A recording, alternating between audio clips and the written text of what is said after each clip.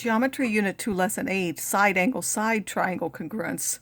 So in this lesson we want to look at the criteria of side angle side and how it follows from the definition of rigid motion, and then use it to prove that triangles are congruent or to find missing measures.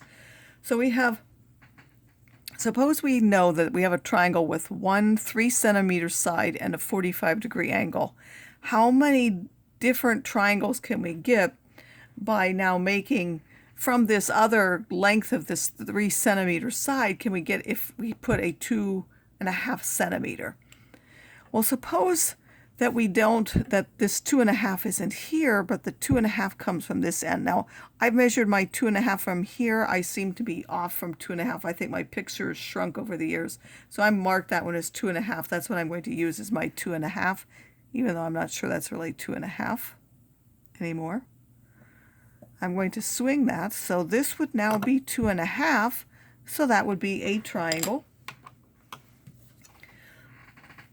So I could have one triangle which came down here, and could there be another one? Could someone else get something different? I could have swung till there and gotten this triangle. Someone else with 2.5 might say, well, I'm going to do 2.5 over here, and it will also touch that. And that means now that my triangle that I would get here would go till here, until here, and they would get a different triangle, which would be this one here. So there are actually two different ones possible, depending on where you put that third side. So there are actually two possible. Now suppose instead of making this 2.5 here and not the angle which was the 45, suppose this had been the 2.5 instead, like here. So those are both measured. Well, how many triangles are there now? Well, now there's only one. You're going to connect. You know this ends here and this ends here. There's no option about this. This has to be connected here, and you get that one triangle. So now there is only one when that angle is the included angle between them. So again, an included angle now is the angle that's formed by the two sides that you're given. So up here, this was not the included angle because it was this side and this one, and we had the angle, a different angle. So if we have two sides in the included angle of one triangle that are congruent to two sides in the included angle of another triangle, then the triangles will be congruent because there's only one possible thing that you can get. Up here, there is more than one. So now we want to look at our triangles and determine if they're congruent. So we have a side and a side, and we have a side and a side. So we would want the included angle, which would be here and here. Those are not the same. And you might say, well, there's another angle. Suppose this was the 43, but if this were the 43, then this one would have to be 19. And therefore, there would be 19, 19, and 20, and then this 19, or whichever 19, would not match that 15. So there is no way for those two to have all the parts that match. This will not be congruent.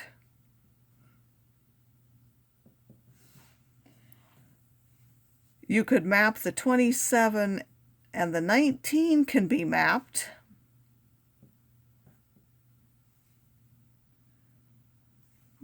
But since the measure of angle D is not equal to the measure of angle A, the whole triangle cannot be mapped.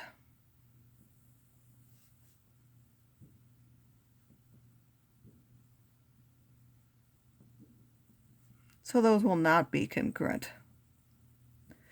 All right, if we look at the next one, and remember again, we could still have angle, side, angle. We now have two theorems we could use.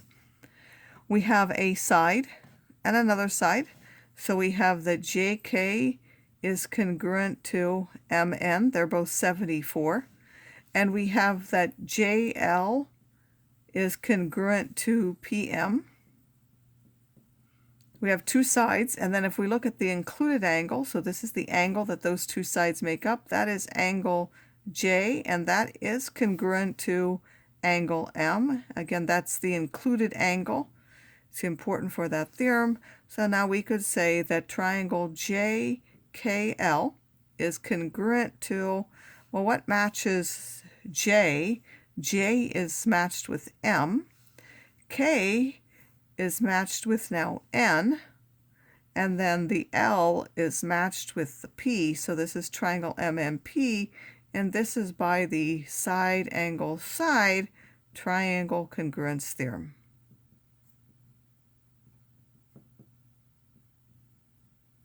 All right, we should also be able to use it for proofs like we did before. We're going to do two different proofs here. It says, given that BD is the perpendicular bisector of AC, so it could be a vertical post of something, like if this were a window, which I think is what I'm implying here. If this were a window, this could be a vertical post in between them, and it's the perpendicular bisector. Then we want to show that this half of the window and this half of the window are congruent. So this is a paragraph proof. It said it is given that BD is the perpendicular bisector of AC. So by the definition of perpendicular bisector, it means that AD and DC have to be the same length. So AD is now going to be congruent to DC.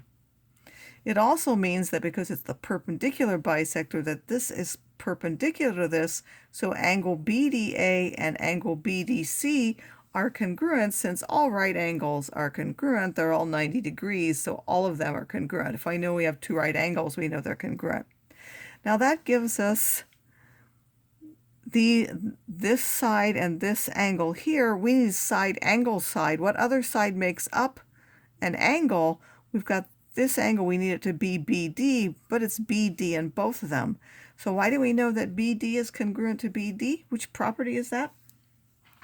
Remember, something is congruent to itself. That is reflexive property of congruence.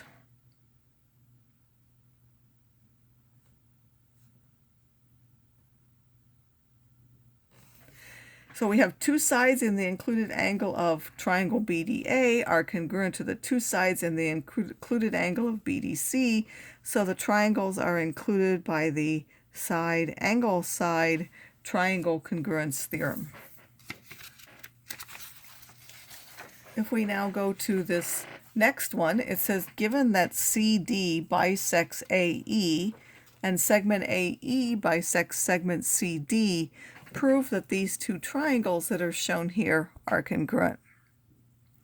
So it's given that those are the bisectors. So by the definition of a bisector, this one cuts this in half. So the length AB will be the same as the length AB. And we know that this one is cut in half by the other one. So CB will be equal to BD. So those are in terms of lengths. Or we could say that AB is congruent to BE. And let's just go ahead and mark that. We know this is congruent to this. And we also know that CB is congruent to BD. So segment CB will be congruent to segment BD. And we'll go ahead and mark those to make that easier to see on our picture. And now we have to have an angle in order to use a theorem because we have two sides. We've only have angle side angle or side angle side at the moment. We have to be able to show that the angle is congruent. The angle that's included is this one. So we want to show that those two angles are congruent. How do we know that angle ABC is congruent to angle EBD?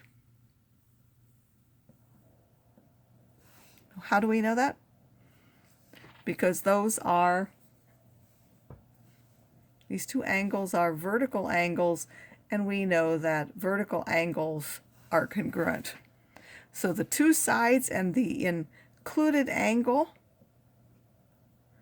of triangle ABC are congruent to the two sides and the included angle of triangle EBD, and therefore the two triangles are congruent by, again, that is the side angle side triangle congruence theorem. As we work in this lesson, though, remember that some of them may need the angle side angle theorem. We now have two theorems that will work.